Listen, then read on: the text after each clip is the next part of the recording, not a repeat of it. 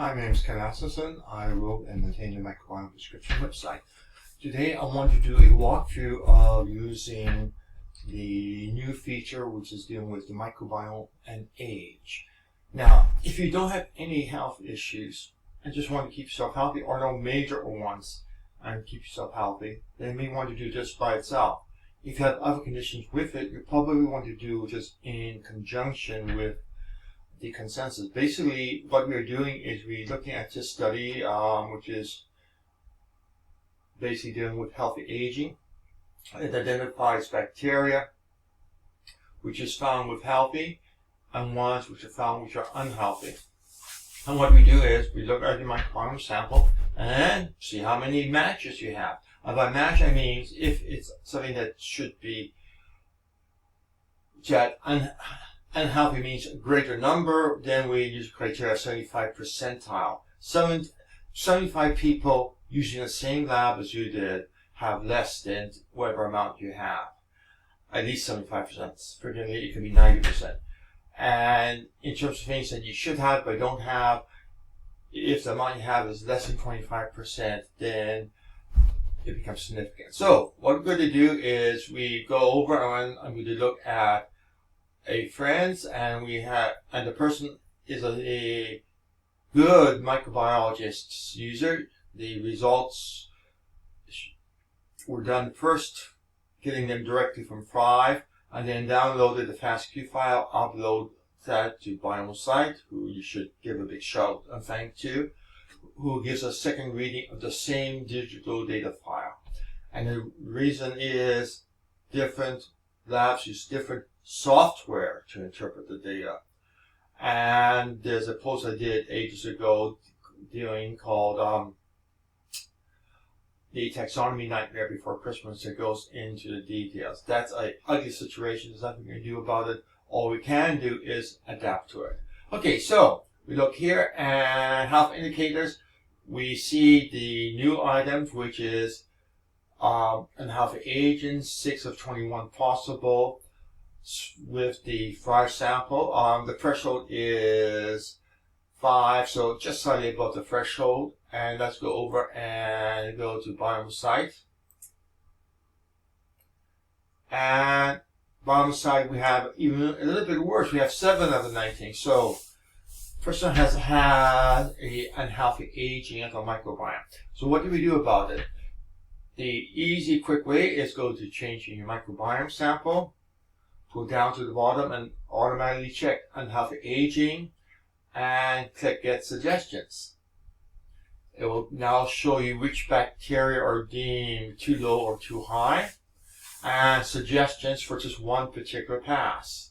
Now we can go back here and we can change this to the other sample we are using, which is the Thrive sample. Again, go to the bottom.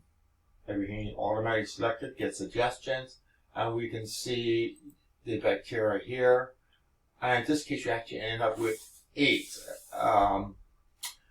Some may have been borderline, but regardless, these are the ones that are desired to be changed, things which are too high and too low, and the suggestions. And guess what? Number 1 is inland on both of them.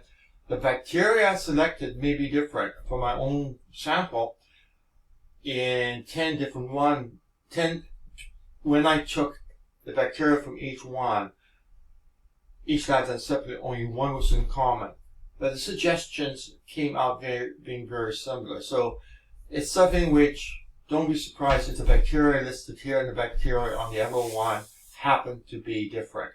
So we now have that, and now at this point in time, we want to go over to the multiple samples, because what we have there is we are using 2 different labs, but we want to combine the suggestions together. So you click both of them, make sure the dates are right, and you do the suggestions, and there we have things. And you can see how many times it was suggested, and the take and avoid weights.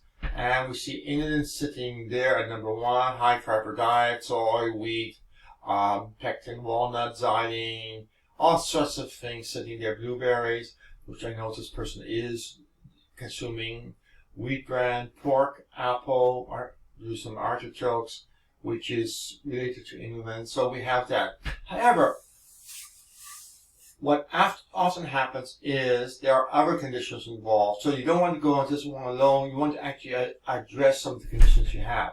So let's go back to changing microbiome. And we need to make sure we select the right one. So I'll go to the bottom site. And I'm going to go down. And in this case, we have Crohn's disease, which is sitting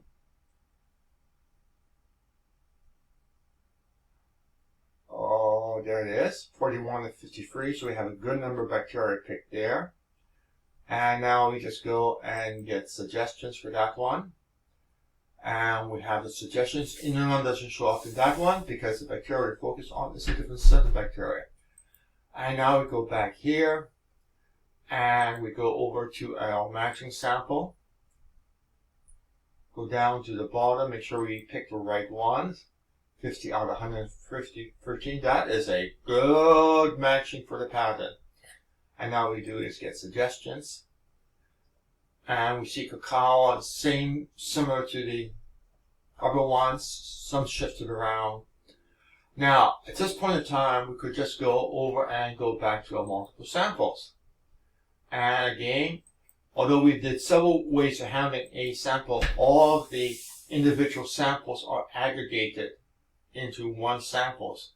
So that now we can combine the two sets together and see what the result is. And we see number one is xylene, cacao, chocolate, pectin, soy, high fiber diet, etc. So now we have everything combined. But wait, there could be other conditions. In this case, one of the other conditions, we actually have to go to special studies. And again, first thing, you should always check and make sure you pick the right samples. And this person does have mast cells, MCAS issues, so we pick that one. And we'll get suggestions for that one. We go back. And we will go and do the other example for this person, making sure we pick the right one there. So now, what do we have? Well, if we go back to here, we see 3. So for each sample, we have 3 sets of suggestions. One is for general gut health. Second is for Crohn's disease. The third is for mast cell issues. Okay, so now let's go over and see what the magical consensus is. We pick in both of those together. And voila, we now have the overall things. We have here, the sweet thing, we have here that all these things saying 6 are all items where everybody agrees for which, whatever you're looking at, this is something that would help. It is, how should I say it? It's just the very low risk things. And then you come down into the 5 and 1 or 5 and 0. 5 and 0 is of course much better than 5 and 0 and 6 and 0. So we could go and just start there. So we get all the 6 zeros in a stack, which is a good list. We have ginger, potatoes, etc. The weight here is slightly less, and then we get the 5 and 0s or 5 and 1s, and then we get some more things coming down. So it gets you list, and then of course, if you go to the other end, you have things that you probably should not take. For example, Bifidobacterium longum, BP 536. Everybody says avoid it. Infantis, almost everybody says avoid it. Rare meat, avoid it, etc. Sucralose. Taxiflorin is again another one. Tulsi, and neem. Again, the weight, as the weight goes down, the impact is there, but you can see the numbers and make your own call. Again, these are suggestions only. These are not definitive. These are things which simply, from the information we have, which is fragmentary, so it's fuzzy, we're calculating the best odds of things which will probably help. Try some of the things you may like, some of them you may not like. You don't have to do all of it. Just do the ones you're interested in and the things to be avoided. You may want to try to avoid them where practical, etc. For example, Vegemite. Probably many people would be very happy to avoid Vegemite.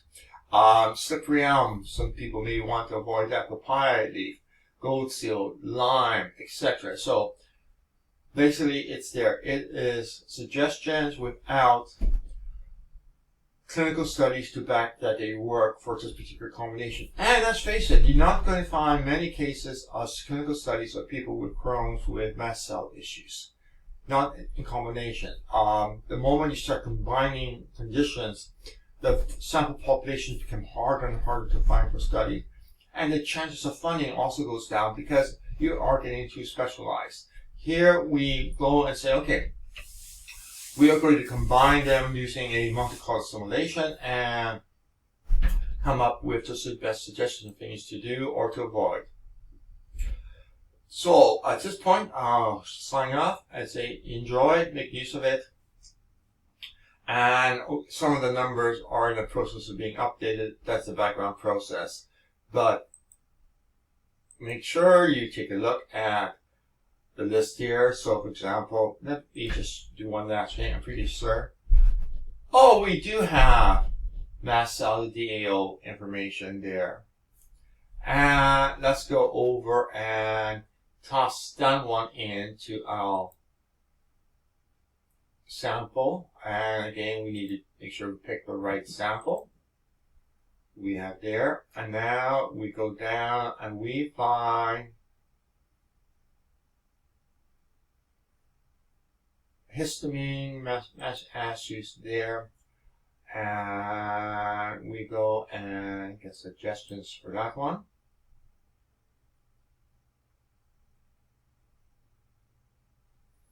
As you see, we only have 3 bacteria listed there, so it's a very few, very light hits. And then if you go back and change it to the bottom side and go back down to histamine issues, mast cell DAO insufficiency, get suggestions. We get suggestions.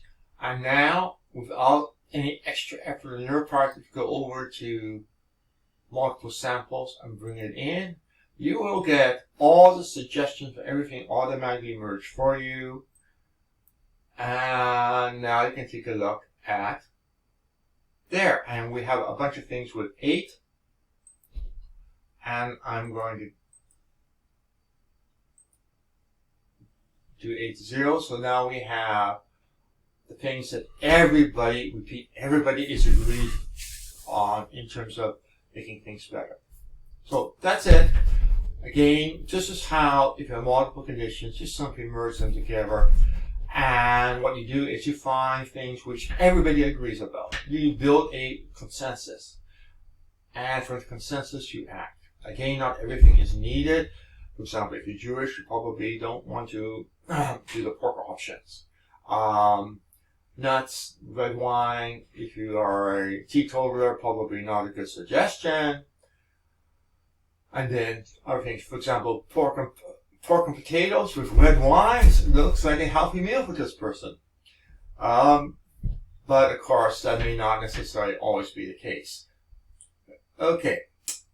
Have a good day and enjoy.